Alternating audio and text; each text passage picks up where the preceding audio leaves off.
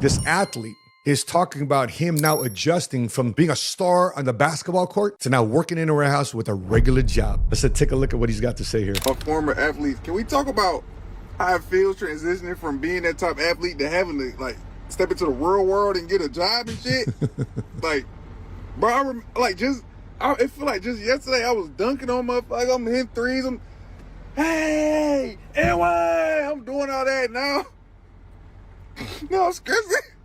I'm stressing about how I'm gonna move these pallets. We ain't gonna talk about how your friends and your family treat you too. Like they look at you as the meal ticket, and now they treat you like a bad bitch that fell off. Yo, bro, the transition from being an athlete, bro, and into the regular world, bro, it's crazy, bro. It's literally crazy. I have the same conversation with my military brothers and sisters since they were 17, 18 years old. For years, we were wearing the uniform. For years, we learned order. For years, we learned structure. For years, we learned culture. For years, we learned patriotism. For years, we learned to work together as a team. For years, we operated as a unit. And then when you get out, you're operating on your own. No more uniform, no more facility, no more base. And for both, whether you're wearing a basketball uniform or football uniform or a military uniform, that uniform was your identity. Name tag here, your branch of service here, that's who you were. And I think the people that get it worse are the senior officers, the senior non-commissioned officers and officers, because when these guys walked in the room, they commanded respect. When a staff sergeant walks in the room, there's a bit of respect in the Marine Corps. When a staff sergeant or a gunnery sergeant or definitely a first sergeant or a sergeant major walks into the room, there's immediate respect. When an officer walks into a room, attention on deck, right? Everybody's saluting to the officer. The officer says, as you were, because everybody had command respect to whomever that officer was. Regardless if you like the human being or not, you respected the rank.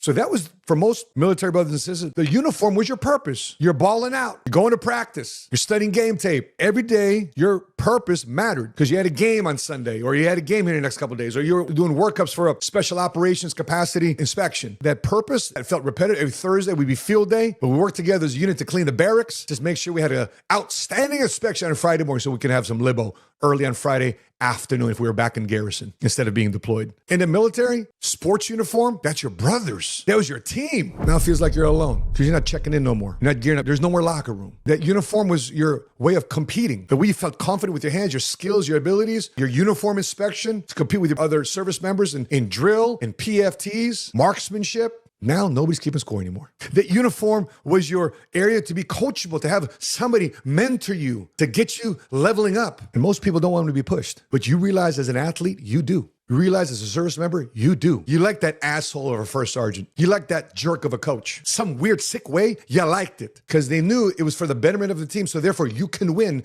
and be successful at your job. So you can come home alive, or you can come home with a championship. Being in uniform invokes standards inside your life. Everybody's reading stats. Everybody has a comment on you either on social media or in the paper about the standards you're raising as a player, as a star player, somebody's contributing to the organization. You're all conference, you're all state, you're all pro, you're the Marine of the quarter. You had standards. And now nobody is invoking standards. You're on your own. You got to look around and think, is this it? After years of sacrifice, after years of sweat and discipline, this is what life is like now? I know, man. I've been there, bro. There's an organization out there called Merging Vets and Players, MVP. They combine former athletes and former military service members together, and they work out together. They have camaraderie together. They feel that teamwork together, that discipline together, those standards together, they challenge one another. They love that. It's called MVP. I suggest you guys go find out. We'll put a link to the organization. You can find a local chapter in your area. If you like that clip, watch the next one over here.